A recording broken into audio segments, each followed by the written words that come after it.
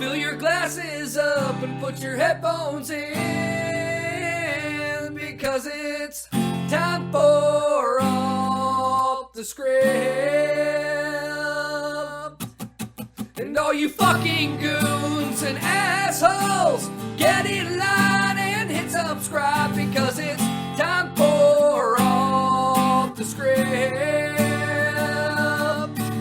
Hit the like button and share it around. You can even pull your fucking pants down, because it's time for Off the Script with JD from New York 206, because it's time for Off the Script, because it's time for Off the Script.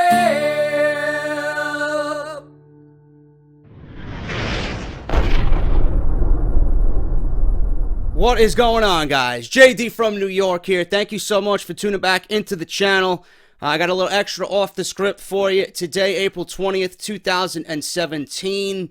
I got news and notes on Bray Wyatt versus Randy Orton at Payback House of Horrors match. Where's WWE's mindset right now? What do they currently have planned? I got news on Jeff Hardy and what their plans are for Jeff Hardy on Monday Night Raw. Also news on Matt Hardy and the broken gimmick coming to WWE. More news on that after we originally reported it on Off the Script Extra this past weekend. Also news on Samoa Joe and Seth Rollins, as well as Braun Strowman versus Roman Reigns for WWE Payback. Thank you guys for all the support. You guys know that the YouTube boycott is still going on. Advertisements are not really coming in on any wrestling-related content. Patreon.com/JD from NY206 is an unbelievable way you guys can support the show in the midst of this YouTube crisis right now for content creators, and you guys are kicking ass with that. We are at 335 patrons right now in total. So if you guys want to pledge and show your support monthly, that is the best place to do it, man. $1 a month will go a long way in supporting this channel, man. Early access to Off the Script. We have exclusive rights to the Discord server where you guys can talk about everything WWE and everything Off the Script with my fan base. So that is there for you guys if you want to take advantage of that. That is patreon.com/JD from NY206. Also, barbershop window for your official Off the Script t-shirts. barbershopwindow.com/off the script. We are an official partner with both Pro Wrestling Tees and Barbershop Window. $19.99. They ship worldwide. There's 9 different designs on there for you guys to choose from. So please take a look at that. And it's a great way to support the show by wearing some Off the Script merchandise. And finally, Audible. audibletrial.com/off the script. You guys can access Audible for 30 days free, no charge to you, and that includes 1 free audiobook of your choice. A lot of guys have cashed in on the AJ Lee book, Crazy is My Superpower. A lot of you guys are really, going into that and really enjoying it so far. You can get it for free with my Audible link, man. 30 days free to try it out. If you don't want the wrestling-related content, there is over 180,000 books to choose from, so make sure you guys check that out as well. audibletrial.com/off the script, compatible with both iPhone and Android devices. And if you guys end up canceling the service before the 30 days is up, you get to keep your audiobook for free no matter what, man. Those are 3 great ways to support the show. I just got sponsored by Loot Crate as a whole, not just with WWE Slam Crate. So if you guys are interested in that, I will shed some more information on the Loot Crate sponsorship that I just got this week on Off the Script this weekend. Let's get into the news, man. Also, follow me on Twitter if you care to do so, at JD from NY206. And then please subscribe to the channel, man. Hit that subscribe button, hit the notification bell. We are dangerously close to 80,000 subscribers, so let's make sure we pull ourselves closer to that 80,000 benchmark. Thank you guys so much. Starting off with this news story, man. Bray Wyatt and Randy Orton, okay? Bray Wyatt and Randy Orton, the match for Payback has not even been close to being finalized as of yet. There is talk of Balor. There's talk of Finn Balor causing a distraction in the match. And Orton not pinning Bray Wyatt clean, because Bray Wyatt right now, it seems like everything is going against Bray Wyatt after his move to Monday Night Raw. The WWE Championship is being defended on Monday Night Raw, while it is a SmackDown exclusive title. Randy Orton and Jinder Mahal now. WWE is setting that up for WWE Backlash, and Jinder Mahal, they made it clear that Jinder Mahal was the number one contender to Randy Orton and the WWE Championship. They didn't say Jinder Mahal is the number one contender for the WWE Championship. They mentioned Randy Orton in that same sentence. Now, with Bray moving over to Monday Night Raw, it doesn't look like he will win this match and the WWE Championship the way the stipulation sits as of right now. Why would he take the WWE Championship over to Monday Night Raw when they already have a world champion in Brock Lesnar with the Universal Championship? So I got more news on this coming on Off the Script on Friday. There are rumors going around now that WWE might not even make this match for the WWE Championship, so that it at least gives Bray Wyatt a win over Randy Orton, so that he can have some closure to this feud and actually get one up on Randy Orton, because it would make no sense for Bray Wyatt to lose clean or lose twice in a row to Randy Orton. So I will keep you guys updated on that, but there are rumors going around right now that the WWE Championship will not be on the line. Now, with those things being considered, the Balor distraction, Bray Wyatt not being pinned clean, with those things being said, don't look for WWE to address the fact that if Bray wins, he could be the SmackDown champion on Raw, as they do not want to remind fans of this aspect. Some are scratching their heads as to why WWE is pointing it out with Kevin Owens and Chris Jericho when they want fans to forget the same fact with Bray and Randy Orton. So, I don't know what's going on with that. This aspect of the Superstar shakeup is the biggest question mark, and we really don't know what's going on with anything. WWE doesn't have any idea what this match is going to be. We're about a week and a half out from Payback. I do also have some news and notes from the Edge and Christian podcast this past week. They actually talked about a House of Horrors match that Michael P.S. Hayes pitched to them when they were with Gangrel and the Brood. There was supposed to be a House of Horrors match with the Brood against the Hardys, so that was discussed on their podcast. I'll go over all that, and it could lead to some clues as to what the House of Horrors match could be. But we really don't know as of right now what it's going to be or where WWE's mindset is right now with Bray Wyatt and Randy Orton. Jeff Hardy. Jeff Hardy's been working banged up since he arrived in WWE. While nothing is serious with Jeff Hardy, he just hasn't had a break to heal up and rest. He's been going nonstop on the indies with Matt. Then they came in to WWE at WrestleMania 33 right after they lost the Tag Team Championships to the Young Bucks at Supercard of Honor that Saturday before WrestleMania, and they've been working nonstop ever since. WWE's been giving them, or has given them, the okay to finish out their independent bookings, and they've been on the road with WWE in the meantime as well. They've been working Raw, so they've been going nonstop since they come back to the WWE. Nothing is serious with Jeff. He just needs a small break to rest up and heal his injuries.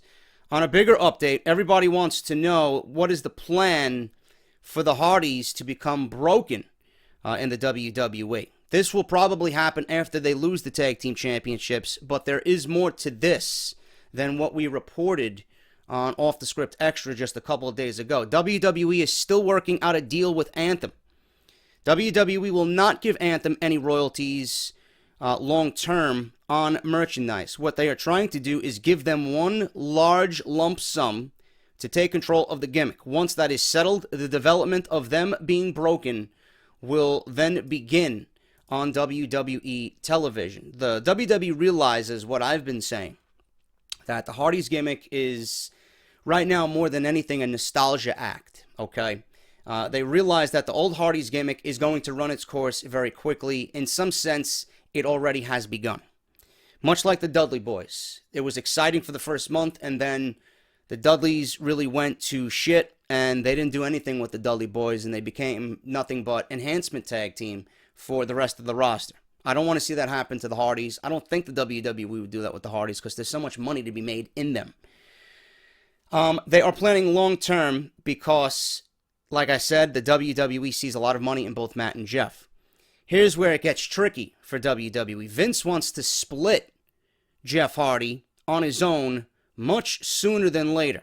And he wants to give Jeff a main event singles run. And I mean main event meaning Universal Championship type main event run. You may have noticed that the information passed on the headset about Jeff's size, about not being small on Monday Night Raw in his match with Cesaro.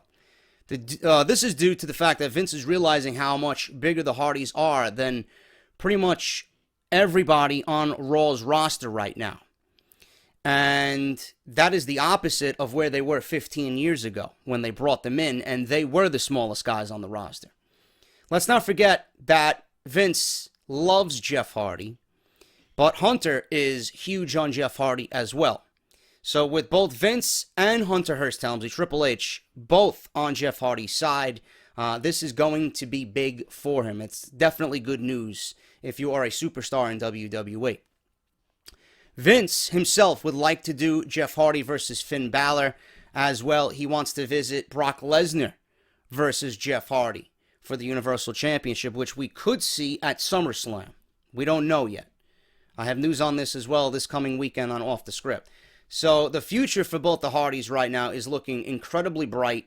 At this point, as long as neither Matt or Jeff do anything incredibly stupid to fuck things up, their futures in WWE is going to be filled with nothing but success, and this return is going to be huge for both guys. Big Show was a little banged up after his match against Braun Strowman on Monday Night Raw, but obviously you guys can see that the match took a big physical toll on not only Braun Strowman, but the Big Show. They put a lot of effort into that match, and it really did make for a decent main event, even though I am not big onto the big guy versus big guy main event that WWE typically puts on. And then, as you guys know, the big kicker with that match was that the ring exploded, and they took a page off the Big Show Mark Henry match, and then the Big Show Brock Lesnar match that they had back on SmackDown many, many years ago. News on Dash Wilder. It is unlikely that WWE is going to use Scott Dawson while Dash is out with a broken jaw. The broken jaw is actually much worse than we are being told, as they are right now waiting for the swelling to go down so that they can wire his jaw shut so that it could heal correctly in the correct spot. This also really hurts the Raw Tag Team division, as I made mention several times, as the only heel team right now they have on that roster is Gallows and Anderson. So look for at least one team in the division right now to possibly flip to being a heel so that they could balance things out. I don't know who you could flip. Hardys are going to be split up. You know, if the Hardys are going to be split up, I'm assuming it's going to happen after the Revival get back, because that would be a huge blow to the tag team division, and then we'll be right back to where we were at square one before the superstar shakeup. Okay, so that's my take on that. Two, I don't see who we can turn into a heel tag team. You have Sheamus and Cesaro. I don't think they want to turn them heel. Cesaro is incredibly well liked by the fans. Maybe Rhino and Slater. Maybe give them a new look. I really don't know anything about that. That's a possibility. I said the Hardys, the Hardys are going to be there as a babyface team until the Revival get back. The Revival is a heel team. Enzo and Cass, I don't see turning heel. It might end up being Rhino and Slater. I don't know. So WWE has a sticky situation there with the Raw Tag Team division. This also really hurts the Raw Tag Team division, like I said, because the only heel team right now is Gallows and Anderson. One team will possibly be flipped. We just don't know who. But I'm assuming all of this is going to transpire after the Hardys, or after the Revival, rather, get back from injury so that they can move the Hardys and do what they want to do with them. Maybe Matt moves to SmackDown. Maybe Jeff stays on Raw. I don't know what's going on yet. It's going to be a wait-and-see game for the tag team division. But with the injury to the Revival, it's a huge blow. And then with the news of the Hardys being split up and Vince McMahon wanting to use Jeff singles, and then Broken Matt coming back and doing his own thing, WWE has a lot of work to rebuild that tag team division again after right now it finally, for a few weeks at least, looked good. The current role right now, the current situation right now, rather, is very sticky when it comes to Seth Rollins and Samoa Joe and the finish that they will have at Payback. WWE doesn't want either guy to lose. So they are booking themselves in a corner here. Months ago, prior to Seth getting hurt in this feud, and this right now, according to WWE sources, is a no-win situation. You can't have Samoa Joe lose at all. That's the most important thing here going into this match. You can't have Samoa Joe lose. Seth Rollins, you just came off a big victory over Triple H at WrestleMania. You got to keep him looking strong, because I'm assuming Seth Rollins is going to plan or play a part in main event title pictures going forward into 2017. Maybe WWE wants to revisit Rollins and Lesnar again. I don't know. But right now, the way Rollins came off of WrestleMania, winning big over Triple H and finally getting his revenge there, and now going into a revenge match with Samoa Joe, you really can't have Samoa Joe lose, man. This might end in a no contest some way. WWE needs to really be creative about what they want to have here and close out this pay-per-view with the finish of this match. I have no idea where they want to go with this. So all I know right now is Samoa Joe most definitely cannot lose at Payback. You have to keep him strong, because in my eyes, Samoa Joe may be the most dominant heel on that roster. And Samoa Joe and Brock Lesnar is my ideal match that you build towards this summer. WWE might have a different role here. I don't know. But you got to keep Joe looking dominant. He's not the type of guy that you're going to bring up and have lose. And this is not his fault. You know, don't pin this on Samoa Joe for injuring Seth Rollins in what was a freak accident. WWE had no choice but to book this match, because it was the only outcome to come out of that injury angle. And now they're stuck, doing this match because it has to be. It has to be because of what happened out of that injury angle.